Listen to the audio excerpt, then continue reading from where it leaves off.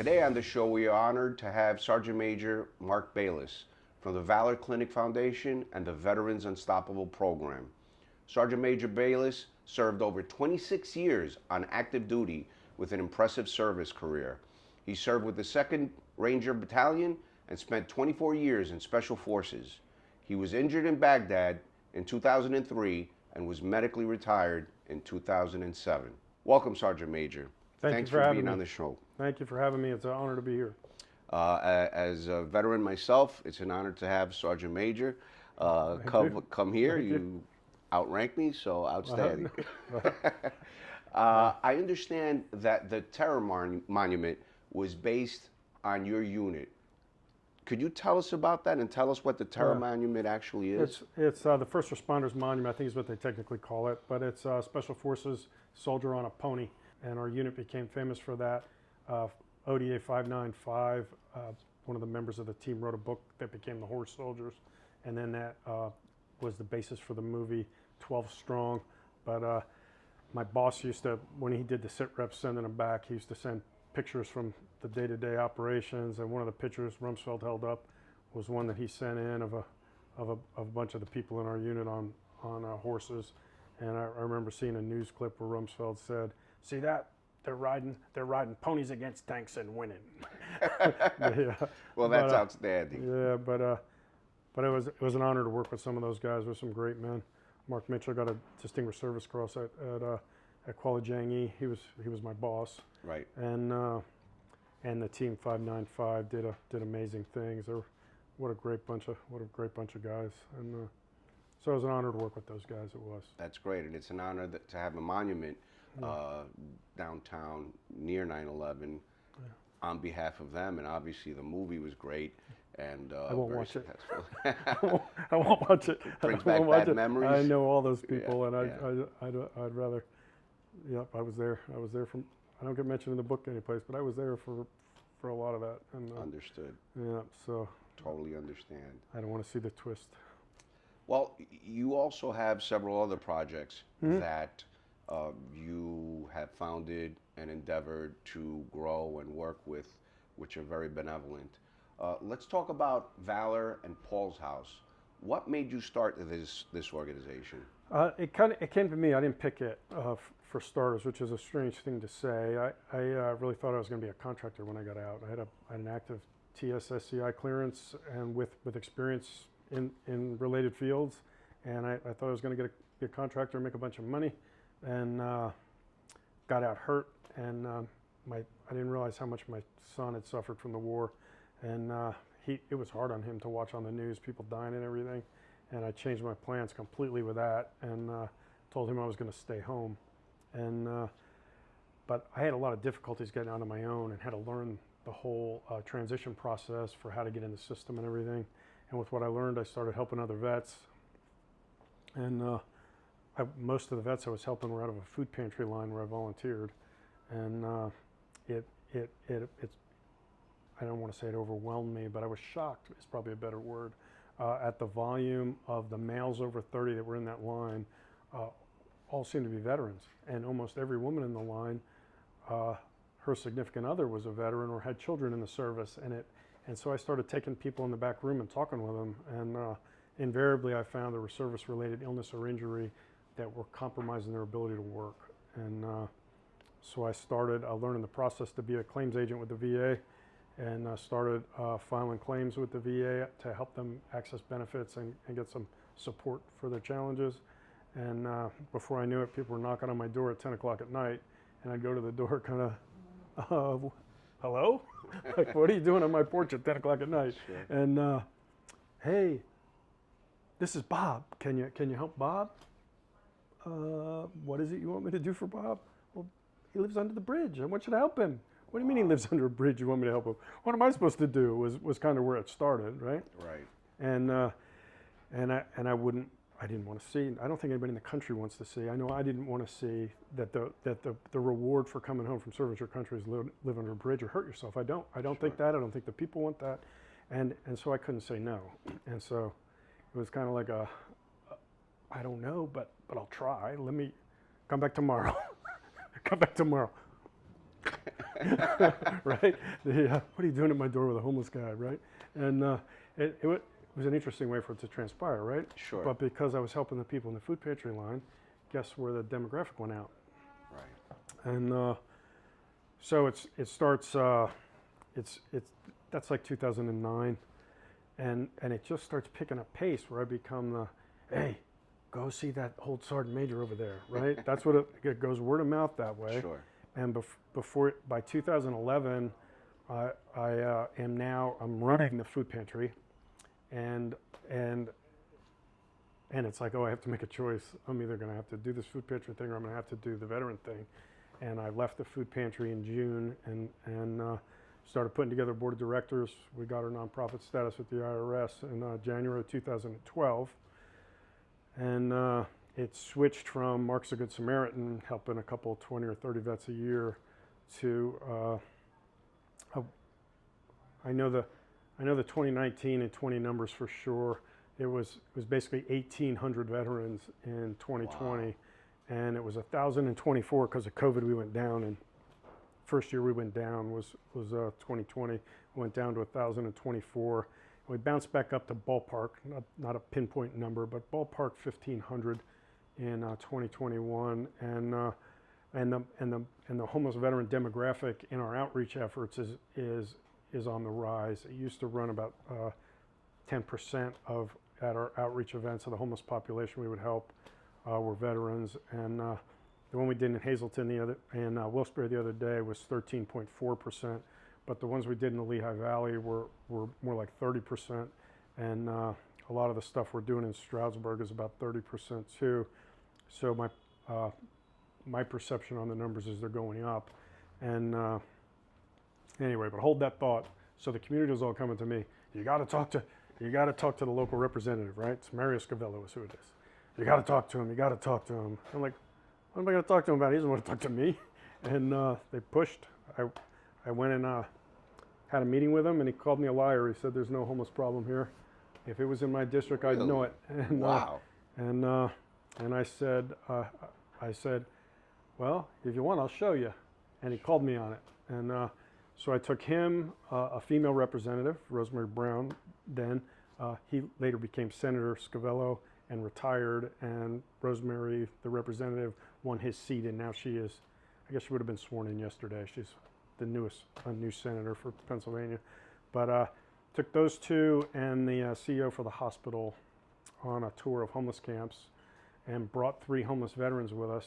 We used the hospital bus and rotated between the homeless camps we stopped at, which vet sat with who.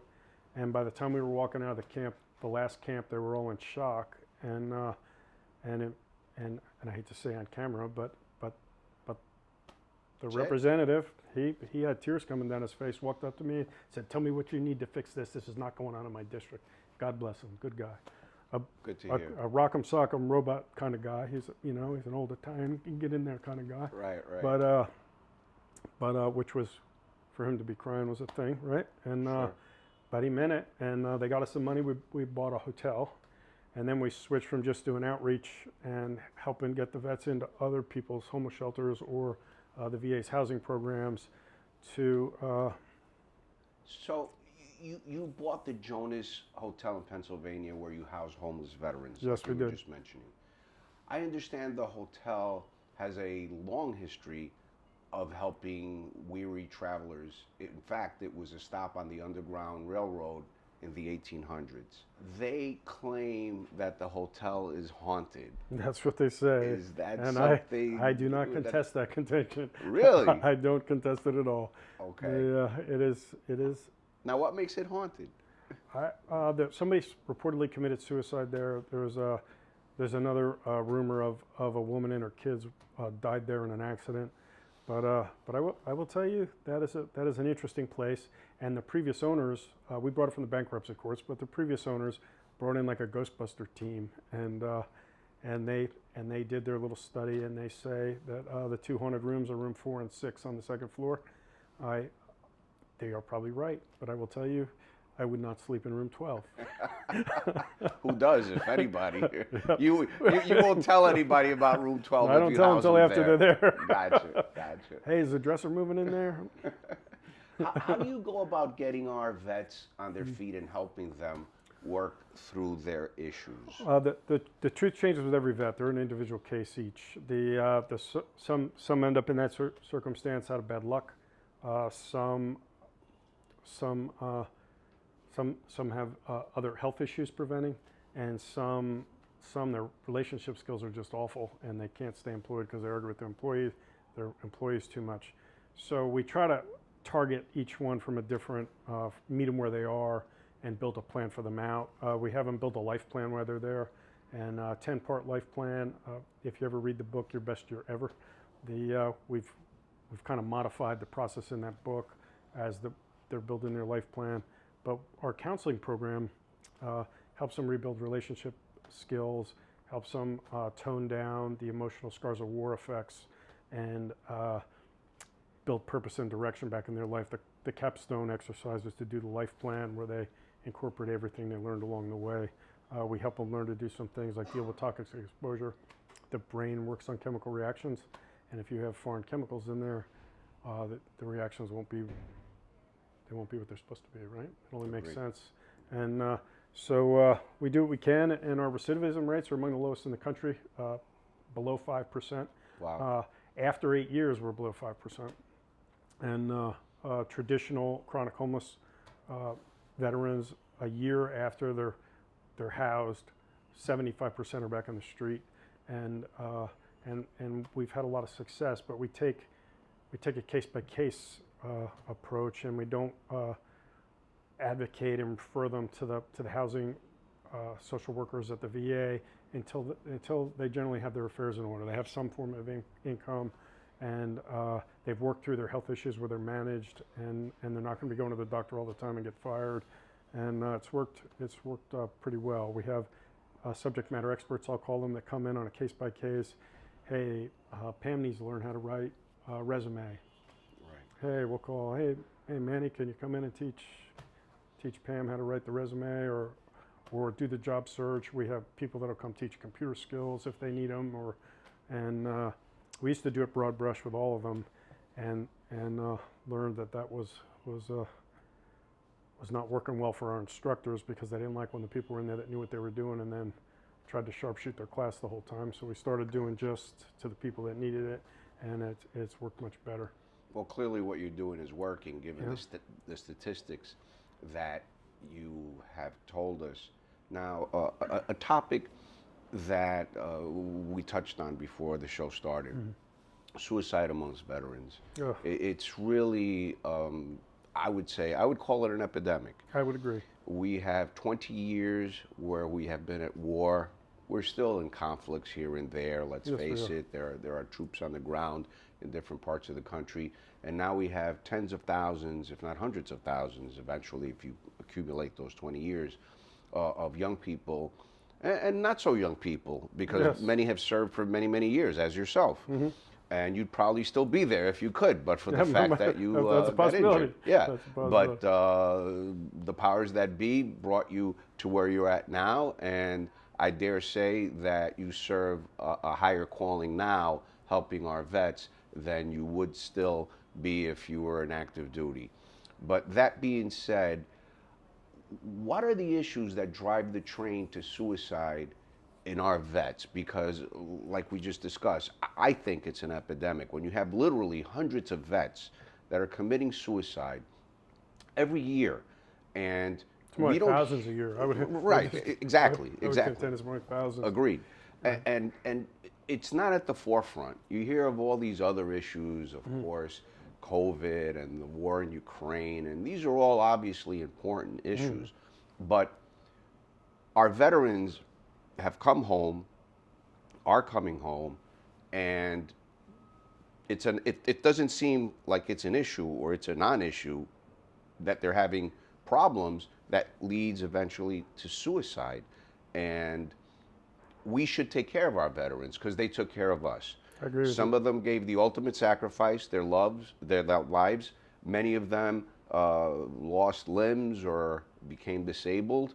And just many, many others are just having issues and trouble coming back to reality when they experience what they experience overseas, and nobody seems that doesn't seem to be No, it doesn't. on anybody's radar in government, that there are all these young people killing themselves. What are your thoughts, Sergeant Many Major? are old. Many are old. Yep. And and you spoke to the ones we lose. At some point, I wanted to plug in that we honor one of the fallen from my unit in 2004.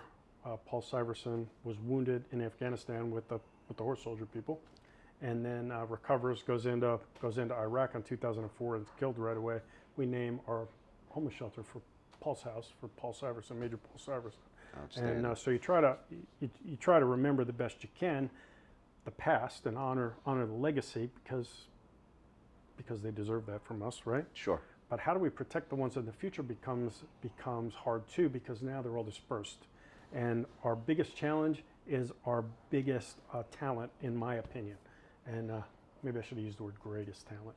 But the military does nothing well. They teach people to plan, right? They do. Our greatest resource.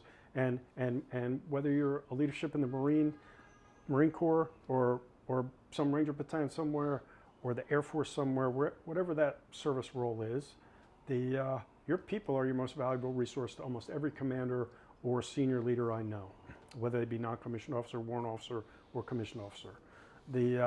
And we plan really well, and we build attention to detail like no place else on the planet. And we become to expect those things as normal.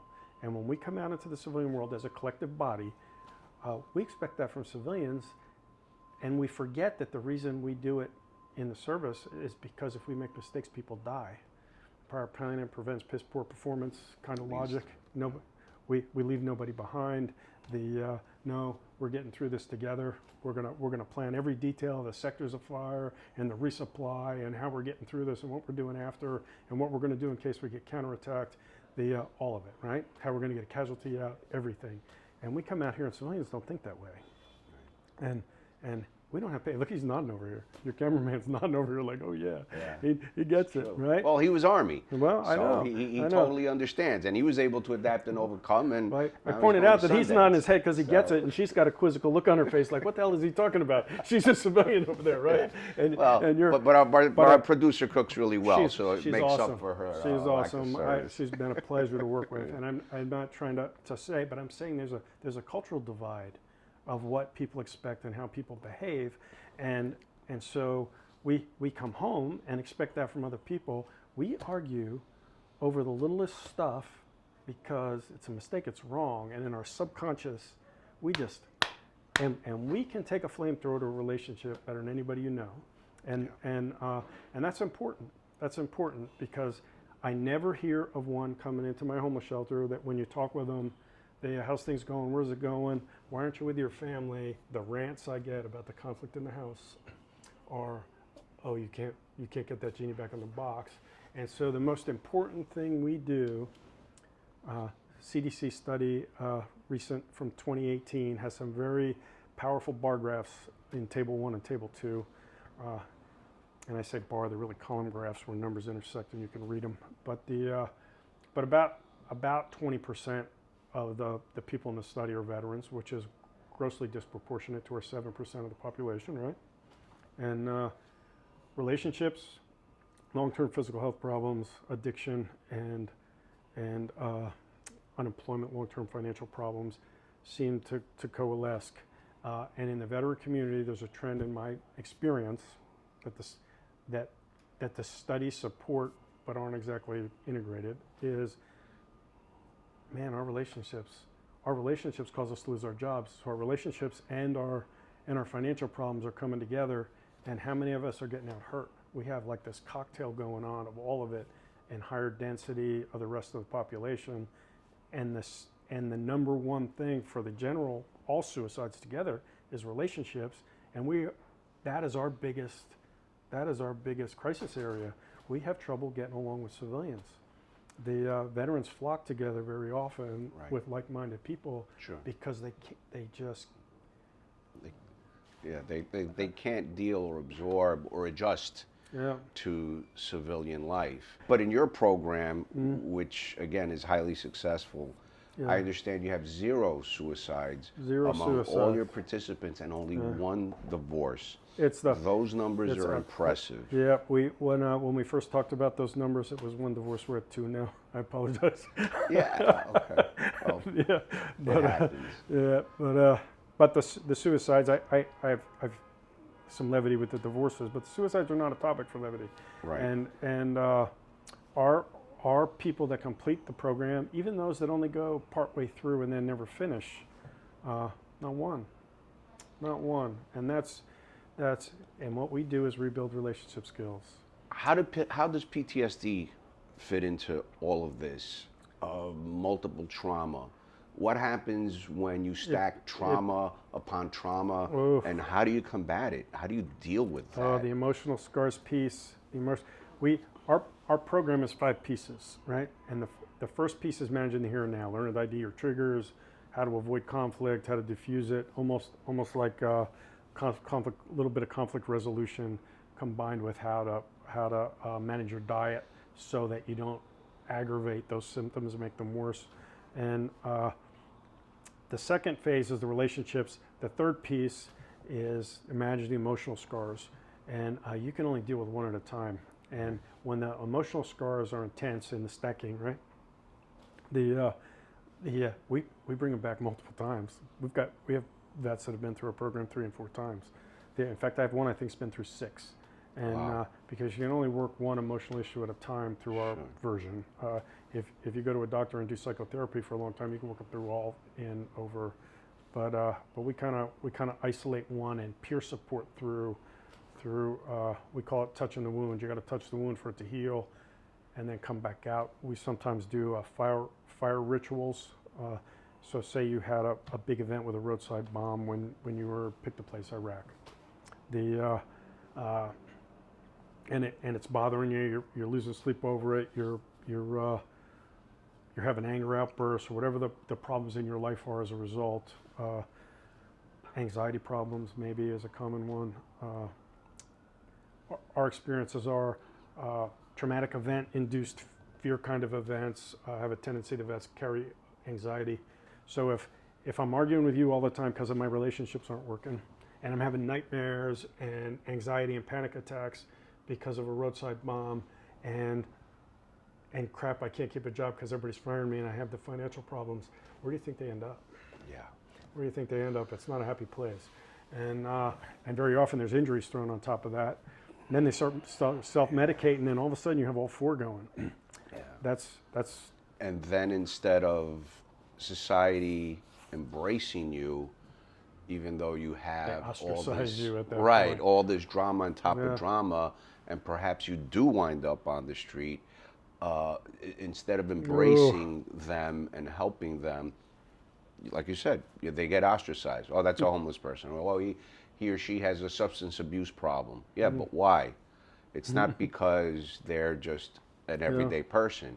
They have all this trauma stacked on top of trauma that normal people that haven't served or even been there understand what it's like. That even though you have the training to go in there and do your job, you're doing and seeing things that are, in my opinion, not normal. No, They're not normal, and you're expected to carry on and do what you got to do, and then you come back to the world, and government expects everything to be honky-dory. We need government to step in, address this what it is. We need some research to change. Everybody's focusing on the medical aspects. We're not focusing enough on how to get them up and moving again when they have physical problems. We're not focusing enough on the social conflict issue to teach new relationship skills. So, Sergeant Major, you keep talking about relationships. A high number of military service people have suffered abuse as children. What effect does child abuse have later on in life? Becomes a compounding point for trauma, right? You have emotional scars that last your whole life in your formative years, and if you stack multiple traumatic events on top of that, it gets very hard to help. It's the fastest place I call to get the professionals involved. There's a psychologist near us who specializes in child abuse, but also helps veterans through horse therapy and EMDR, and I do referrals to her quick if there's child abuse involved. And it's so aggravating, mitigating would be a bad word, aggravating to military service versions of PTSD, that I almost think it should be, oh, you've got a bad knee, you can't come in, kind of, because it's just not fair to young sexually abused girls or boys, or severely beaten. And I had a medic in one of my retreat classes. It's hard to pick, say worst, but there was a young female sailor that had significant trauma as a child, where her stepfather was raping her all the time, and the layers that were going on there was really hard to deal with. And then in her service, she had some issues in the Horn of Africa, and it is really, it wasn't fair to that girl to be put in that situation, because she was destined to have severe problems. And fortunately, she's doing remarkably well now. She's doing, we tag team, we did collab, what do they call it, collective impact with another counseling source, and our part worked up on her relationship skills and worked on her life plan to get some focus back, and they helped with the childhood piece, and it's worked out very well for that young lady. But we had another young boy whose stepfather used to hit him in the head with full beer cans every time he made noise while he was watching football games, and that's not a sexual version of abuse, but it's nonetheless traumatic. And he had a really hard time, and ended up dealing with significant substance abuse issues, we'll call them, and he's currently now working as a substance abuse counselor at another veterans homeless shelter about 30 miles from us, and doing really well. He got nominated by the homeless shelter for a state award for people who work in those kind of fields. So it can be done. Right. It can be done. And I'm running through that kid. His father threw him out a second-story window because he was crying when he was trying to watch a football game. Can you believe that stuff? Insane. It's insane. And granted, this society's made big improvements since then. Right. But it's really hard to deal with when your emotional scars form at a young age. They become formative, and they're much harder to help unwind. Why is it so difficult for them to seek housing?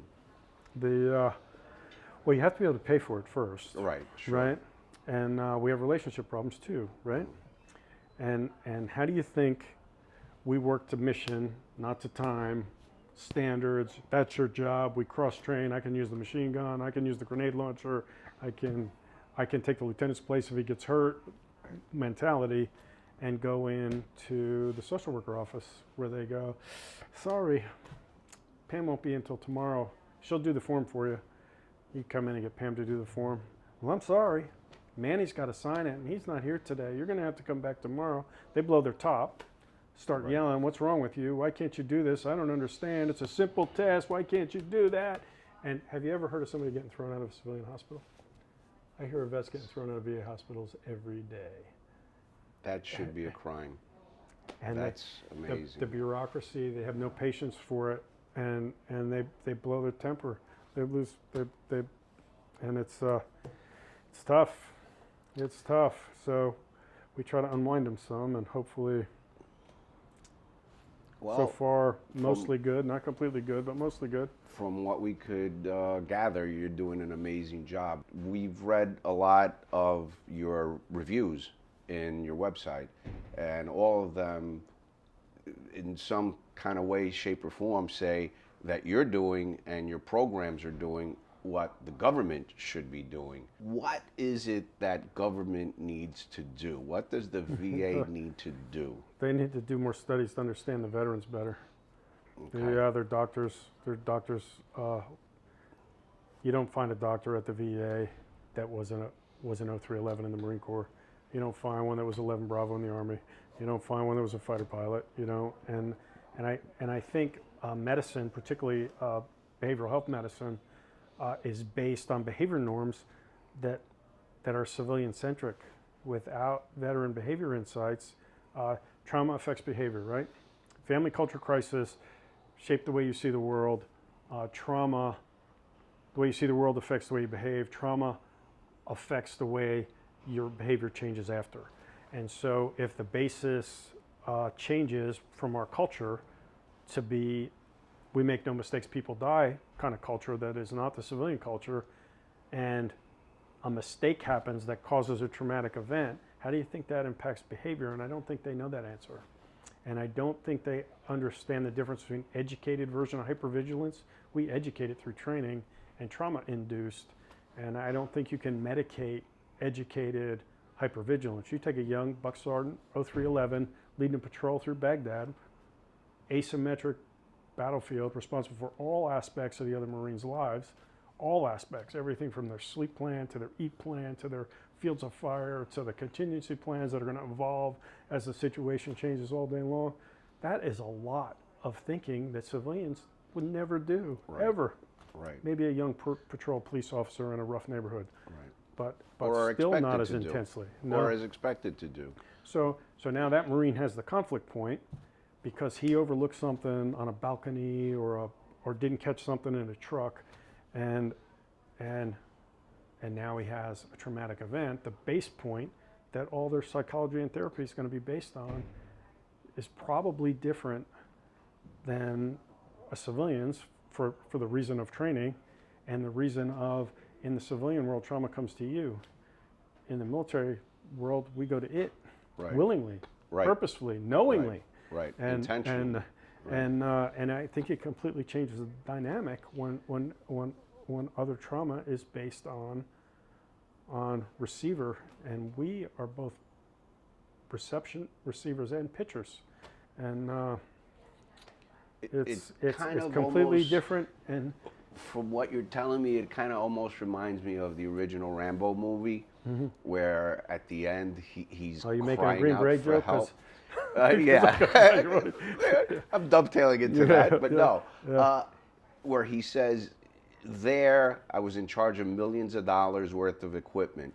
I was in charge of, like, he had a sense of purpose, I hear that a all the time. sense of ownership, a sense of doing, a sense of mattering. And then he came back and I have no purpose and direction. Nobody respects me. Exactly. I swear people in the civilian world think I'm Beetle Bailey because I was only an enlisted guy. I do. They look at you like, oh, you're just...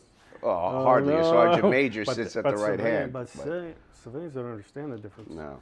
And in the special ops community, there's a lot of power down on the people who are more important than equipment, and they push a lot down. I mean, staff sergeants running towns in many cases. They don't appreciate some of it.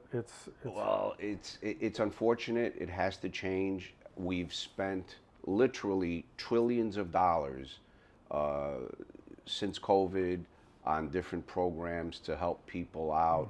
I mean, we basically gave trillions of dollars away. Now we're looking back and we're saying, geez, that was perhaps not the best use of government's money.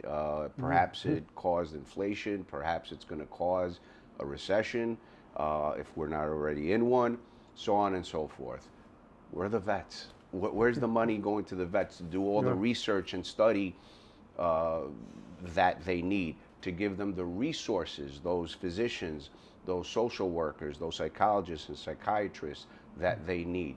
When is government, when is somebody, a congressperson, a senator, a president, going to champion the cause of the vets? And I leave that as an open-ended question because obviously there's no answer right now because we're too concerned in a myriad of other things that are happening throughout the country and throughout the world that are important, but we need to prioritize the mental health and the well-being of our vets because they're the ones that are giving us the opportunity to hang out here and watch that football game and carry on with our lives. We interviewed some of your vets and they talked about the difficulties with the VA system and what frustrates them about it.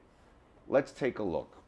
So we all went through Veterans Unstoppable together at various stages, and we learned a lot about each other and ourselves.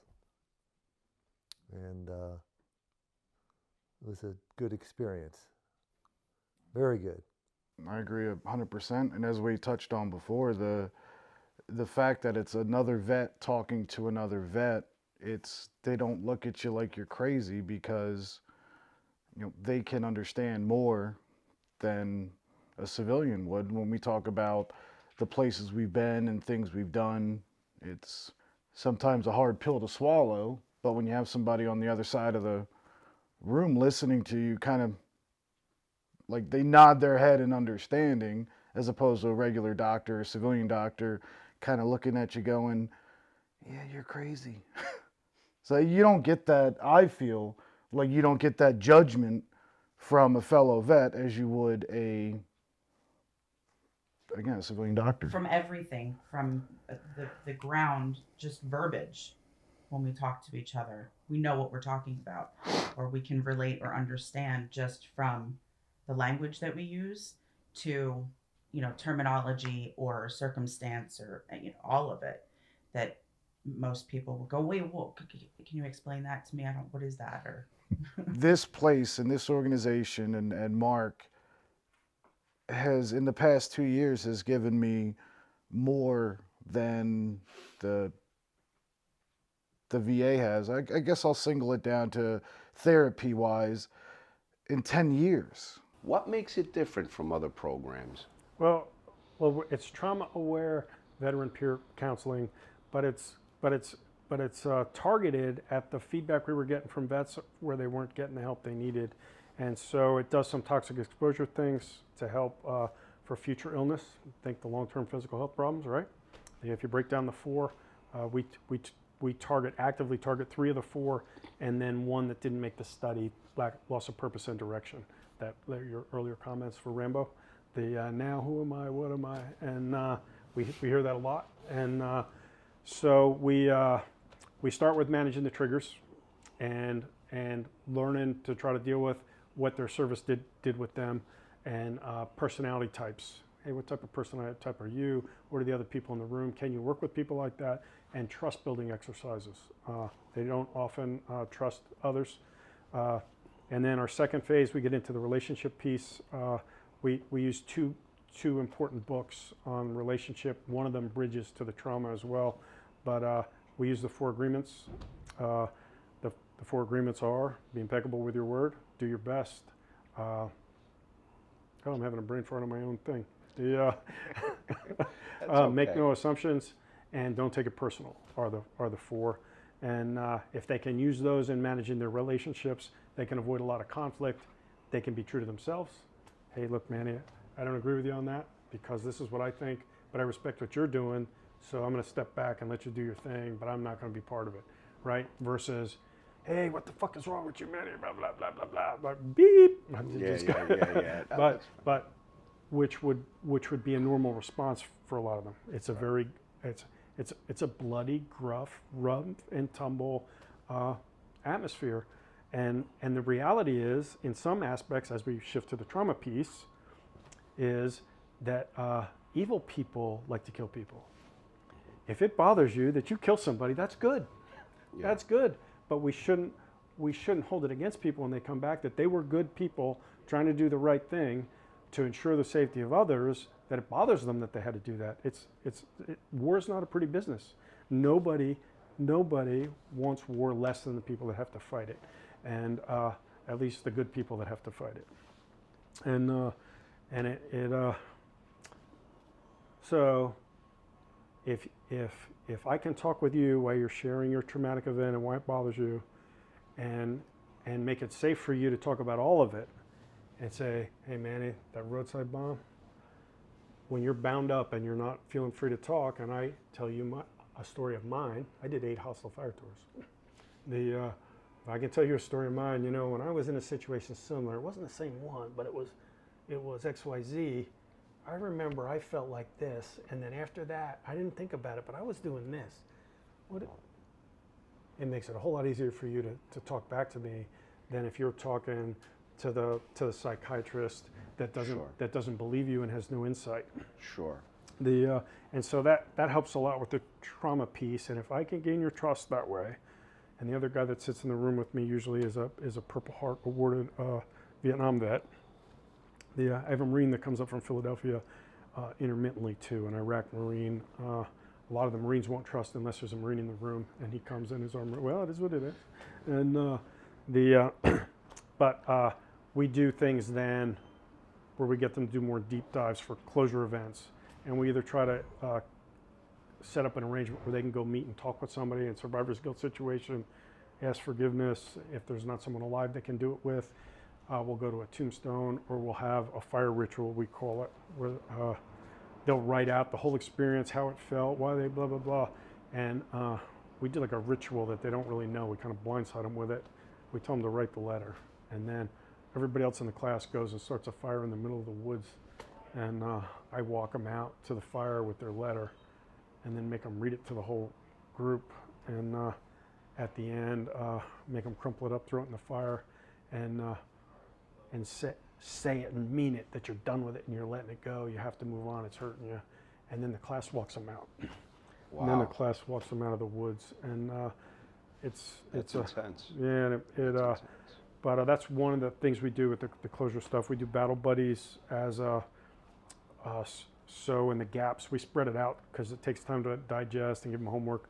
But in the gaps you still have to have contact, and we do battle buddies to where we pair them between each session and rotate the battle buddies. So because you'll learn something different from Rashad or Pam or me, and Sure. over the journey it changes. And they by the end of the 3 sessions, they know the people in the session with them, the group with them, better than they know anybody in their family, their friends, anybody on the planet. Sure. And you'd be surprised how long they stay in touch. Impressive. It helps. Can you see Valor becoming a national program? What would you need to make that happen? I do see it. In fact, we have a plan for it to break the country into 7 regions and then fill out regions and move across the country to bring the services. But the first thing I would need would be a place where I could train people to then and go. We've been looking at trying to buy Camp Trexler as a scout camp across from our homeless shelter for sale. That gives us a lot of advantages for expanding our retreat program and doing some things where we do vocational rehabilitation in partnership with somebody else, the financial problem, unemployment piece of the suicide puzzle. And I think if we could get Camp Trexler, that we could run enough vets through to also do training for staff, and then so that we could replicate the program in other places. It's if we're the only ones doing it, we're the only ones that know how to do it. So we're going to have to be part of the training to support it. And so I think a good target to be able to begin that process to replicate. We've started doing some retreats in Georgia. We even did one in Tennessee, kind of mobile. We have a homeless shelter under development to open from one of my colleagues killed in Grenada, named after Kevin Lannon in Ohio. So there's interest, but the Veterans Unstoppable program in particular, I would need a training facility with a little more capacity than we currently have, and so we're trying to figure out the Camp Trexler thing. So as part of your program, you bought a retreat facility. Yes. Up in Pennsylvania. How's that working out for you, and what do you do there? Well, we have 3 houses adjacent to the property that we use to do our Veterans Unstoppable program. But the reason we have such a big piece of land, we have about 200 acres there, Wow. is so we can introduce outdoor activities. Our 5th phase of our Veterans Unstoppable program is targets the injured, the long-term physical problems, version of suicide. And we teach them to fish and archery hunt, and we conduct fishing and archery activities on the property. And we're working on how to do the addiction piece. We will figure that out too. I think that's another one of the collateral benefits if we were to get Camp Trexler, the rooms there that we could put a place just for that, and then we could full scope the four main causes of suicide and reach a group we can't currently reach. We can't deal with the addiction people yet. And Well, it's obvious that you're doing a exceptional job, a job you, that the sir. government should be doing, a job that hopefully somebody in government will champion and will eventually start providing more funding for. But in the interim, I just like to say that this is real, folks. Veterans need our help. They need our voice. What the Sergeant Major is doing with Valor, with his other foundations, save lives. And not only that, but we owe it to our veterans to ensure that when they come back from protecting us and giving us that cloak of security that we have come to expect throughout the decades, while we carry on our day-to-day business, that they are taken care of and not taken for granted. So I urge you, I implore you, please donate to Sergeant Major Baylis's efforts, Valor Foundation, all the others. What's the website that they could look at? www.valorclinic.org. And if they wanted to follow our activities, or maybe they could volunteer, our Facebook is keyword Valor Clinic. We're not real active on our Twitter account or the other social media ones, but we are active on the Facebook all the time. Okay, so Valor Clinic, and say it again, www. www.valorclinic.org. Okay, well, there you have it. You've heard and you see on TV a lot of other organizations asking for your dollar to carry on the work that they do, but this is real. We've seen it on this show. You're seeing it on this show, the good work that Mark Baylis is doing for our vets and continues to do. Look it up, give whatever you can. As far as we're concerned, we're giving the Sergeant Major a check today for his organization and to help inspire you that are watching and let the word get out, because this is an epidemic that's happening to our veterans, to your veterans. They're not our veterans. They're all of our veterans. They're your veterans. They fought for you. They came back, and they need your help. So thank you once again, Thank you, sir. Sergeant Major, and thank you for watching. Have a great week, and we'll see you again on the Manny Gomez Show.